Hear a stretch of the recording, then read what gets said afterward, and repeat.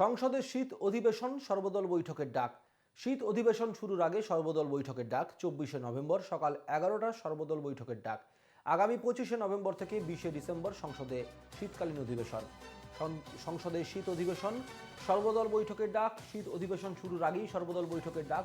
24শে November সকাল 11টায় সর্বদল বৈঠকের ডাক দেওয়া হয়েছে। 25শে নভেম্বর থেকে 20শে ডিসেম্বর সংসদে শীতকালীন অধিবেশন শুরু হচ্ছে।